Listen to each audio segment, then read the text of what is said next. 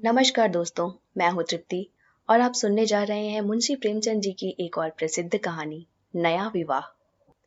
हमारी देह पुरानी है, लेकिन इसमें सदैव नया रक्त दौड़ता रहता है। नए रक्त के प्रवाह पर ही हमारे जीवन का आधार है। पृथ्वी की इस चिरंतन व्यवस्था में यह नयापन उसके एक एक अणु में, एक एक कण में, तार में बसे हुए स्वरों की भांति गूंजता रहता है। और यह 100 साल की बुढ़िया आज भी नवेली दुल्हन बनी हुई है। जब से लाला डंगामल ने नया विवाह किया है, उनका यौवन नए सिरे से जाग उठा है। जब पहली स्त्री जीवित थी, तब वे घर में बहुत कम रहते थे। प्रातः से 10 बजे तक तो पूजा पाठ ही किया करते थे।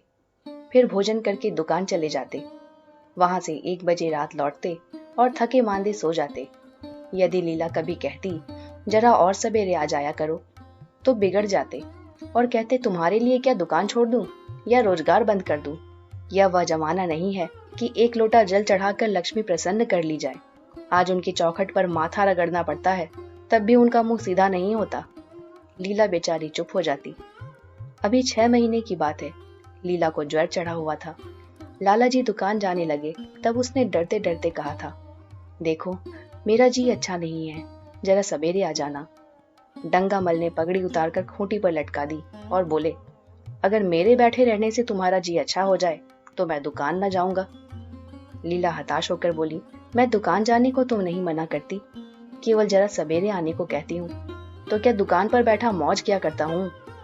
लीला इसका क्या जवाब देती। पति का यह स्नेहहीन व्यवहार उसके लिए कोई नई बात न थी। इधर कई साल से उसे इसका कठोर अनुभव हो रहा था कि उसकी इस घर में कद्र नहीं है। वह अक्सर इस समस्या पर विचार भी किया करती, पर वह अपना कोई अपराध न पाती। वह पति की सेवा अब पहले से कहीं ज्यादा करती, उनके कार्यभार को हल्का करने की बराबर चेष्टा करती रहती, बराबर प्रसन्नचित रहती। कभी उनकी इच्छा के विरुद्ध कोई काम नहीं करती। अगर उसकी जवानी ढल चुकी थी, तो इसमें उसका क्या अपराध था।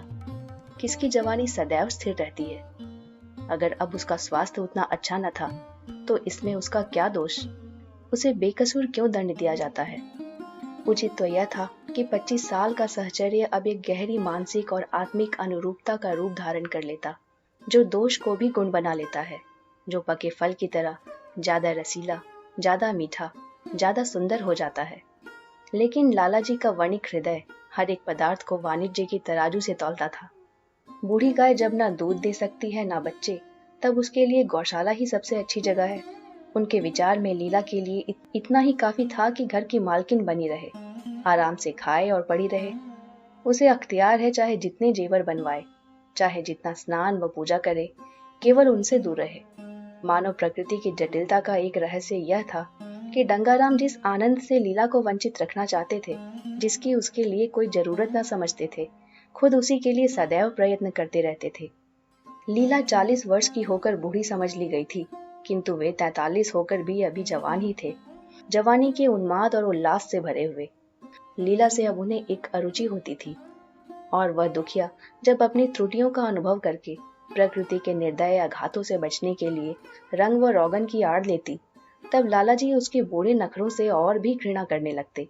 वे कहते थे, वाह री तृष्णा, 7 लड़कों की माँ हो गई, चेहरा दूल्हे फलालेन की तरह सिकुड़ गया, मगर आपको अभी महावर, सिंदूर, मेहंदी और उपटन की हवस बाकी ही है।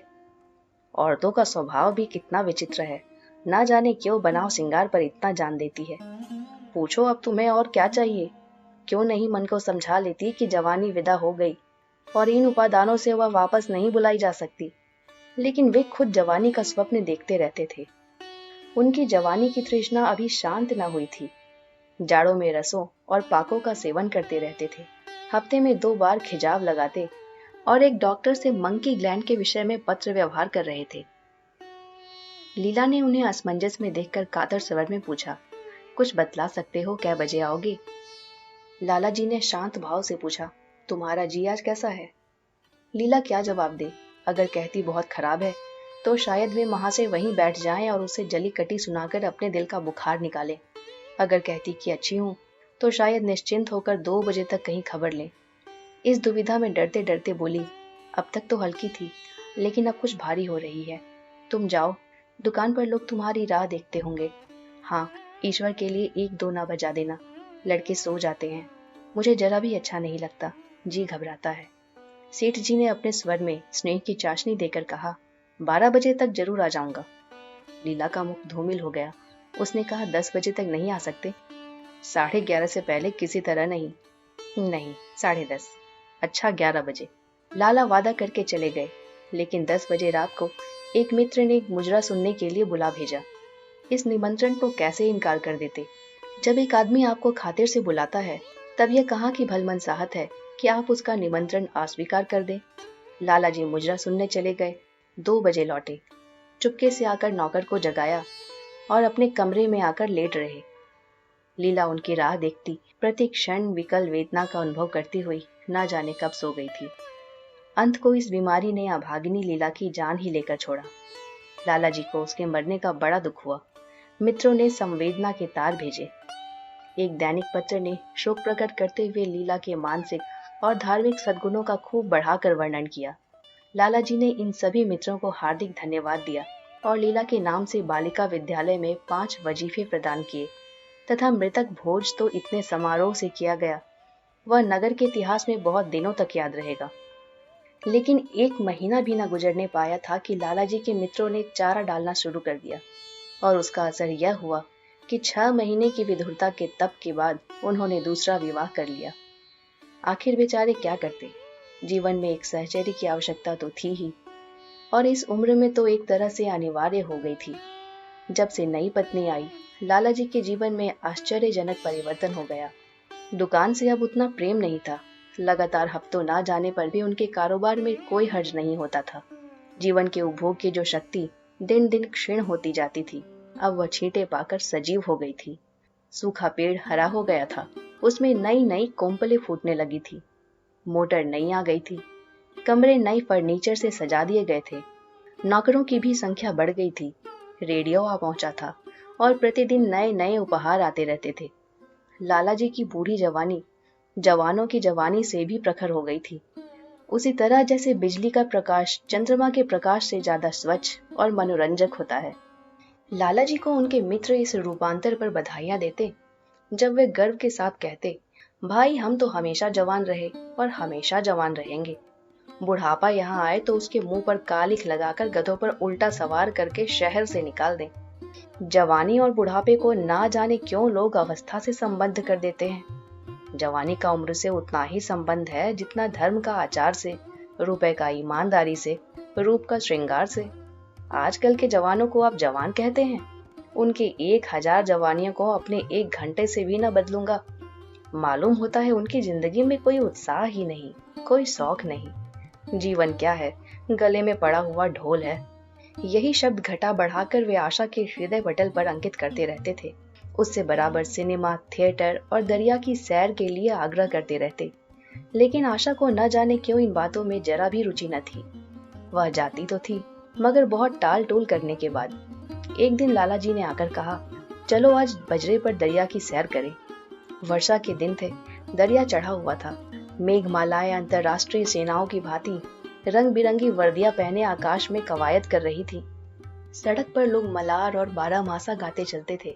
बागों में झूले पड़ गए थे। आशा ने बेदिली से कहा, मेरा जी तो नहीं चाहता।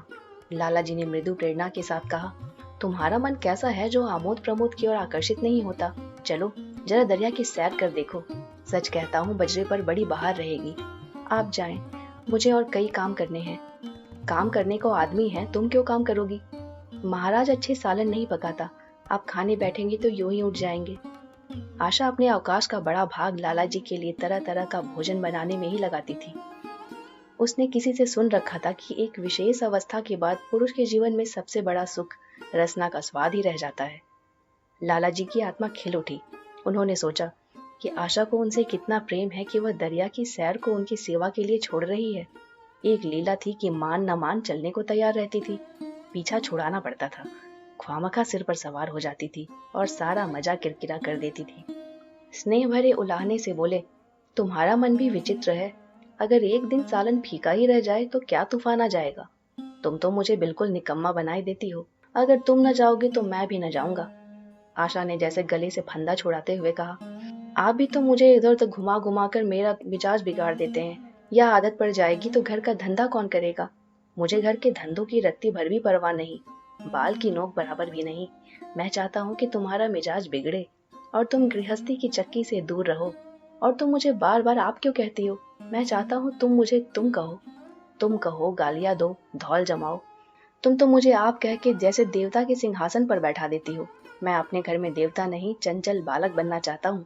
आशा ने मुस्कुराने की चेष्टा करके कहा, भला मैं आपको तुम कहूंगी? तुम बराबर वालों को कहा जाता है कि बड़ों को? मुनीम ने 1 लाख के घाटे की खबर सुनाई होती तो भी शायद लाला जी को इतना दुख न होता जितना आशा के इन कठोर शब्दों से हुआ। उनका सारा उत्साह, सारा उल्लास जैसे ठंडा पड़ गया। सिर पर बाकी रखी हुई फुलदार टोपी, गले में पड़ी हुई जोगिया रंग की चुनी हुई रेशमी चादर, वह तंजेब का बेलदार कुर्ता जिसमें सोने के बटन लगे हुए थे, यह सारा ठाठ कैसे उन्हें हास्यजनक जान पड़ने लगा, जैसे वह सारा नशा किसी मंत्र से उतर गया हो। निराश होकर बोले, तो तुम्हें चलना है या नहीं? मेरा जी नहीं चाहता। तो मैं भी न जाऊं? मैं आपको कब मना करती हूँ?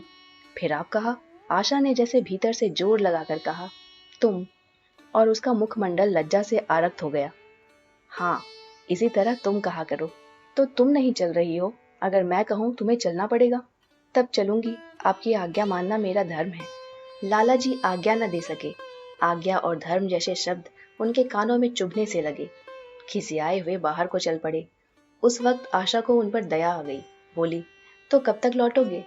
मैं नहीं जा रहा हूँ। अच्छा, तो मैं भी चलती हूँ। जैसे कोई जिद्दी लड़का रोने के बाद अपनी इच्छित वस्तु पाकर उसे पैरों से ठुकरा देता है, उसी तरह लाला जी ने मुंह बनाकर कहा, तुम्हारा जी नहीं करता तो ना चलो, मैं आग्रह नहीं करता। आप नहीं, तुम बुरा मान जाओगे। आशा गई, लेकिन उमंग से नहीं। जिस मामूली वेश में थी उसी तरह चल खड़ी हुई। ना कोई सजीली साड़ी, ना जड़ाव गहने, ना कोई श्रृंगार, जैसे कोई विधवा हो। ऐसी ही बातों पर लाला जी मन में झुंझला उठते थे। ब्याह किया था जीवन का आनंद उठाने के लिए, झिलमिलाते हुए दीपक में तेल डालकर उसे और चटक करने के लिए। अगर दीपक का प्रकाश तेज न हुआ तो तेल डालने से लाभ? ना जाने इसका मन क्यों इतना शुष्क और नीरस है, जैसे कोई उसर का पेड़ हो। कितना ही पानी डालो, उसमें हरी पत्तियों के दर्शन ना होंगे। जड़ाऊ गहनों से भरी पिटारियां खुली हुई हैं। कहां कहां से मंगवाए, दिल्ली से, कलकत्ते से। कैसी कैसी बहुमूल्य साड़ियां रखी हुई हैं, एक नहीं सैकड़ों, पर केवल संदूक में कीड़ों का भोजन बनने के लिए। दरिद्र घर की लड़कियों में यही ऐब होता है। उनकी दृष्टि सदैव संकीर्ण रही है। न खा सके, न पहन सके, न दे सके। उन्हें तो खजाना भी मिल जाए तो यही सोचती रहेंगे कि खर्च कैसे करें। दरिया की सैर तो हुई, पर विशेष आनंद न आया। कई महीने तक आशा की मनोवृत्तियों को जगाने का असफल प्रयास करके लाला जी ने समझ लिया कि इसकी पैदाइश ही मुहर्रमी है, लेकिन फिर भी निराश न हुए। ऐसे व्यापार में एक बड़ी रकम लगाने के बाद वे अधिक से अधिक लाभ उठाने की वणिक प्रवृत्ति को कैसे त्याग देते? विनोद की नई नई योजनाएं पैदा की जाती। ग्रामोफोन अगर बिगड़ गया है, गाता नहीं या आवाज साफ नहीं निकलती, तो उसकी मरम्मत करानी पड़ेगी। उसे उठाकर रख देना तो मूर्खता है।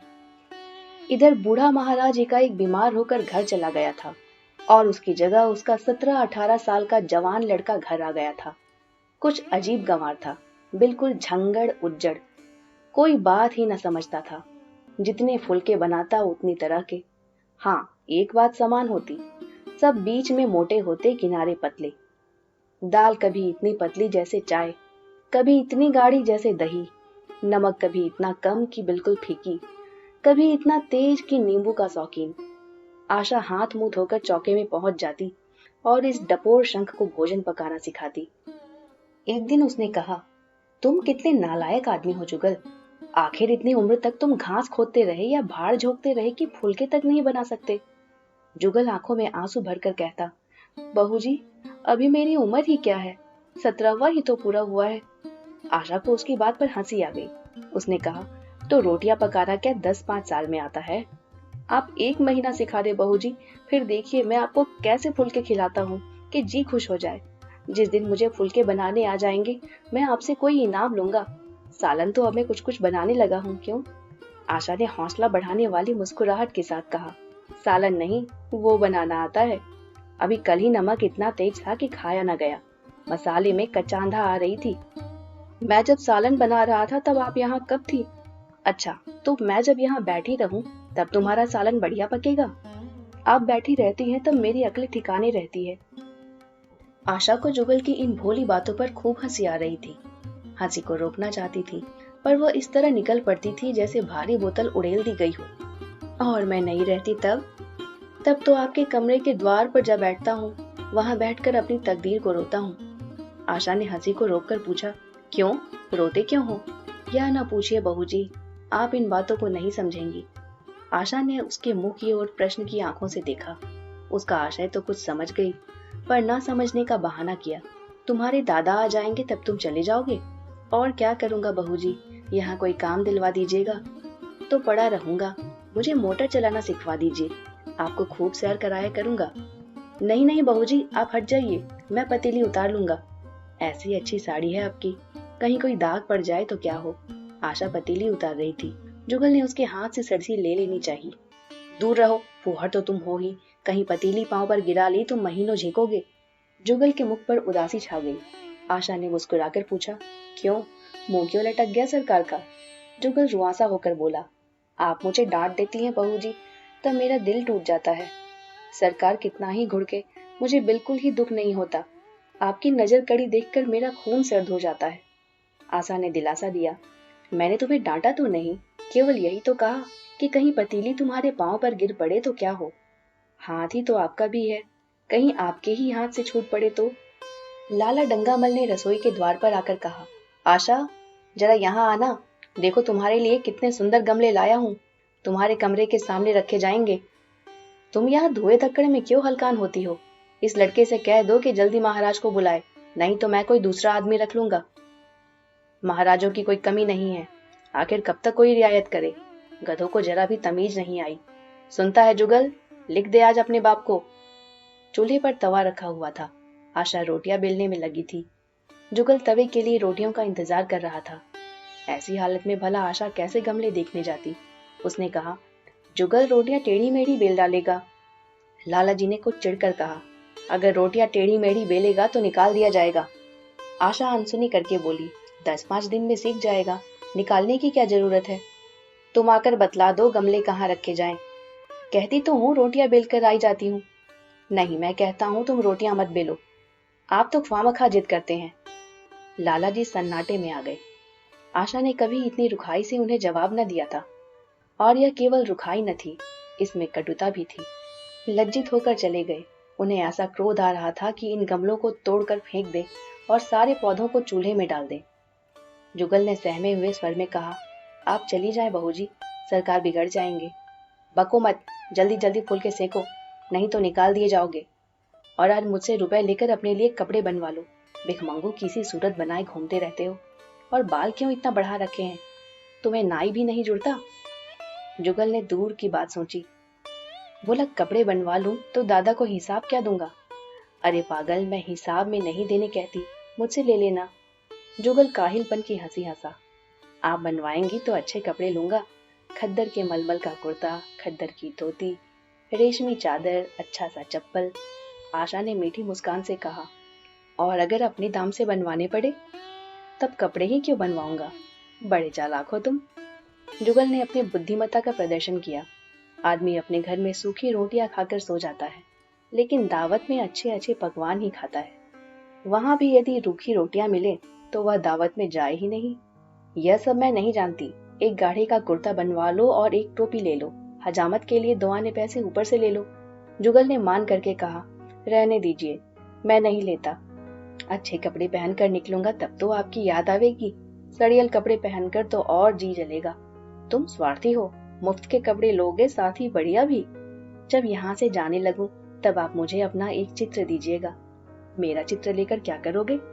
अपनी कोठरी में लगाऊंगा और नित्य देखा करूंगा। बस वही साड़ी पहनकर खिंचवाना जो कल पहनी थी, और वही मोतियों की माला भी हो। मुझे नंगी नंगी सूरत अच्छी नहीं लगती। आपके पास तो बहुत गहने होंगे, आप पहनती क्यों नहीं? तो तुम्हें गहने अच्छे लगते हैं? बहुत। लाला जी ने फिर आकर जलते हुए मन से कहा, अभी तक तुम्हारी रोटियां नहीं पकी जुगल। अगर कल से तूने अपने आप अच्छी रोटियां ना पकाई तो मैं तुझे निकाल दूंगा। आशा ने तुरंत हाथ मुंह धोया और बड़े प्रसन्न मन से लाला जी के साथ गमले देखने चली। इस समय उसकी छवि में प्रफुल्लता की रौनक थी। बातों में भी जैसे शक्कर घुली हुई थी। लाला जी का सारा खिसियापन मिट गया था। उसने गमलों को मुग्ध आंखों से देखा। उसने कहा, मैं इसमें से कोई गमला न जाने दूंगी, सब मेरे कमरे के सामने रखवाना। सब कितने सुंदर पौधे हैं, वाह, इनकी हिंदी नाम भी मुझे बतला देना। लाला जी ने छेड़ा, सब गमले क्या करोगी, 10-5 पसंद कर लो, शेष मैं बाहर रखवा दूंगा। जी नहीं, मैं एक भी ना छोड़ूंगी, सब यहीं रखे जाएंगे। बड़ी लालचिन हो तुम। लालचिन ही सही, मैं आपको एक भी न दूंगी, 2-4 तो दे दो, इतनी मेहनत से लाया हूं। जी नहीं, इनमें से एक भी न मिलेगा। दूसरे दिन आशा ने अपने को आभूषण से खूब सजाया और फिरोजी साड़ी पहनकर निकली। तब लाला जी की आंखों में ज्योति आ गई। समझे, अवश्य ही अब उनके प्रेम का जादू कुछ चल रहा है। नहीं तो उनके बार बार आग्रह करने पर भी, बार बार याचना करने पर भी उसने कोई आभूषण न पहना था। कभी कभी मोतियों का हार गले में डाल लेती थी, वह भी ऊपरी मन से। आज वह आभूषणों से अलंकृत होकर फूली नहीं समाती, इतराई जाती है, मानो कहती हो, देखो मैं कितनी सुंदर हूँ। पहले जो बंद कली थी, आज वह खिल गई थी। लाला जी पर घड़ों नशा चढ़ा हुआ था। वे चाहते थे उनके मित्र और बंधु वर्ग आकर इस सोने की रानी के दर्शनों से अपनी आंखें ठंडी करें, देखें कि वह कितनी सुखी, संतुष्ट और प्रसन्न है। जिन विद्रोहियों ने विवाह के समय तरह तरह की शंकाएं की थी, वे आंखें खोलकर देखें कि डंगामल कितना सुखी है। विश्वास, अनुराग और अनुभव ने चमत्कार किया है। उन्होंने प्रस्ताव किया, चलो कहीं घूम आए, बड़ी मजेदार हवा चल रही है। आशा इस वक्त कैसे जा सकती थी, अभी उसे रसोई में जाना था। वहां से कहीं 12-1 बजे फुर्सत मिलेगी, फिर घर के दूसरे धंधे सिर पर सवार हो जाएंगे। सैर सपाटे के पीछे क्या घर चौपट कर दे। सेठ जी ने उसका हाथ पकड़ लिया और कहा, नहीं, आज मैं तुम्हें रसोई में न जाने दूंगा। महाराज के कुछ ना होगा तो आज उसकी शामत भी आ जाएगी। आशा के मुख पर से प्रफुल्लता जाती रही, मन भी उदास हो गया। एक सोफा पर लेटकर बोली, आज न जाने क्यों कलेजे में मीठा मीठा दर्द हो रहा है। ऐसा दर्द कभी ना होता था। सेठ जी घबरा उठे, यह दर्द कब से हो रहा है? हो तो रहा है रात से ही, लेकिन अभी कुछ कम हो गया था, अब फिर होने लगा, रह रहकर जैसे चुभन हो जाती है। सेठ जी एक बात सोचकर दिल ही दिल में फूल उठे, अब वे गोलियां रंगला रही हैं। राजवैद्य जी ने कहा भी था कि जरा सोच समझकर इनका सेवन कीजिएगा, क्यों ना हो, खानदानी वैद्य है। इसके बाप बनारस के महाराज के चिकित्सक थे, पुराने और परीक्षित नुस्खे हैं इनके पास। उन्होंने कहा, तो रात से ही दर्द हो रहा है? तुमने मुझसे कहा नहीं, नहीं तो वैद्य जी से कोई दवा मंगवाता। मैंने समझा था आप अच्छा हो जाएगा, मगर अब बढ़ रहा है। कहाँ दर्द हो रहा है, जरा देखो, कुछ सूजन तो नहीं है? सेठ जी ने आशा के आंचल की तरफ हाथ बढ़ाया। आशा ने शर्माकर सिर झुका लिया। उसने कहा, यह तुम्हारी शरारत मुझे अच्छी नहीं लगती। मैं अपनी जान से मरती हूँ, तुम्हें हंसी सूझती है, जाकर कोई दवा ला दो। सेठ जी अपने पुंसत्व का यह डिप्लोमा पाकर उससे कहीं ज्यादा प्रसन्न हुए जितनी राय बहादुरी पाकर होते। इस विजय का डंका पीटे बिना उन्हें कैसे चैन आ सकता था। जो लोग उनके विवाह के विषय में द्वेषमय टिप्पणियां कर रहे थे, उन्हें नीचा दिखाने का कितना अच्छा अवसर हाथ आया, और इतनी जल्दी। पहले पंडित भोलानाथ के पास गए और भाग्य ठोक कर बोले, भाई मैं बड़ी विपत्ति में फंस गया, कल से उनके कलेजे में दर्द हो रहा है। कुछ बुद्धि काम नहीं करती, कहती है ऐसा दर्द पहले कभी नहीं हुआ था। भोलानाथ ने कुछ हमदर्दी न दिखाई। सेठ जी यहाँ से उठकर अपने दूसरे मित्र लाला फागमल के पास पहुंचे और उनसे भी लगभग इन्हीं शब्दों में यह शोक संवाद कहा। फागमल बड़ा शोहदा था, मुस्कुराकर बोला, मुझे तो आपकी शरारत मालूम होती है। सेठ जी की बाहें खिल गई। उन्होंने कहा, मैं अपना दुख सुना रहा हूँ और तुम्हें दिल लगी सूझती है, जरा भी आदमियत तुम में नहीं है। मैं दिल लगी नहीं कर रहा हूँ, इसमें दिल लगी की क्या बात है? वे हैं कमसिन कोमलांगी, आप ठहरे पुराने लठैत, दंगल के पहलवान। बस अगर यह बात ना निकले तो मुझे मुड़वा लूं। सेठ जी की आंखें जगमगा उठी, मन में यौवन की भावना प्रबल हो उठी और उसके साथ ही मुख पर भी यौवन की झलक आ गई। छाती जैसे कुछ फैल गई। चलते समय उनके पग कुछ अधिक मजबूती से जमीन पर पड़ने लगे और सिर की टोपी भी न जाने कैसे बांकी हो गई। आकृति से बांकपन की शान बरसने लगी। जुगल ने आशा को सिर से पांव तक जगमगाते देखकर कहा, बस बहू जी, आप इसी तरह पहने ओढ़े रहा करें, आज मैं आपको चूल्हे के पास ना आने दूंगा। आशा ने नयन वाण चलाकर कहा, क्यों, आज यह नया हुक्म क्यों? पहले तो तुमने कभी मना नहीं किया, आज की दूसरी बात है। जरा सुनो क्या बात है। मैं डरता हूँ आप कहीं नाराज ना हो जाएं। नहीं नहीं, कहो, मैं नाराज ना होंगी। आज आप बहुत सुंदर लग रही हैं। लाला डंगावल ने असंख्य बार आशा के रूप और यौवन की प्रशंसा की थी, मगर उनकी प्रशंसा में उसे बनावट की गंध आती थी। वह शब्द उनके मुंह से निकलकर कुछ ऐसे लगते थे जैसे कोई पंखु दौड़ने की चेष्टा कर रहा हो। जुगल के इन सीधे शब्दों में उन्माद था, नशा था, एक चोट थी। आशा की सारी देह प्रकंपित हो गई। तुम मुझे नजर लगा दोगे जुगल? इस तरह क्यों घूरते हो? जब यहाँ से चला जाऊंगा आपकी बहुत याद आएगी। रसोई पकाकर तुम सारे दिन क्या क्या करते हो? दिखाई नहीं देते? सरकार रहते हैं इसलिए नहीं आता। फिर अब तो मुझे जवाब मिल रहा है। देखिए भगवान कहाँ ले जाते हैं। आशा की मुख मुद्रा कठोर हो गई।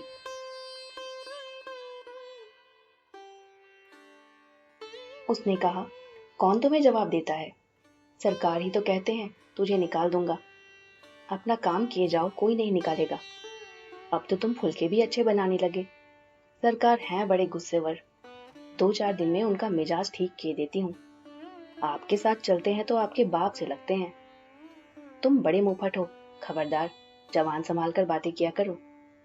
किंतु अप्रसन्नता का यह झीना आवरण उसके मनोरहस्य को ना छिपा सका। वह प्रकाश की भांति उसके अंदर से निकल पड़ा। जुगल ने फिर उसे निर्भीकता से कहा, मेरा मुंह कोई बंद कर ले। यहाँ यूं सभी कहते हैं। मेरा ब्याह कोई 50 साल की बुढ़िया से कर दे तो मैं घर छोड़कर भाग जाऊं। या तो खुद जहर खा लूं या उसे जहर देकर मार डालूं। फांसी ही तो होगी। आशा उस कृत्रिम क्रोध को कायम न रख सकी। जुगल ने उसके हृदय वीणा के तारों पर बिजराब की ऐसी चोट मारी थी कि उसके बहुत जब्त करने पर भी मन की व्यथा बाहर निकल आई। उसने कहा, भाग्य भी तो कोई वस्तु है। ऐसा भाग्य जाए भाड़ में। तुम्हारा ब्याह किसी बुढ़िया से ही करूंगी, देख लेना। तो मैं भी जहर खा लूंगा, देख लीजिएगा। क्यों? बुढ़िया तुम्हें जवान स्त्री से ज्यादा प्यार करेगी, ज्यादा सेवा करेगी, तुम्हें सीधे रास्ते पर रखेगी। यह सब माँ का काम है। बीवी जिस काम के लिए है उसी काम के लिए है। आखिर बीवी किस काम के लिए है? मोटर की आवाज आई। न जाने कैसे आशा के सिर का अंचल खिसक कर कंधों पर आ गया। उसने जल्दी से अंचल खींचकर सिर पर कर लिया और यह कहती हुई अपने कमरे की ओर लपकी की, लाला भोजन करके चले जाएं, तब आना। समाप्त।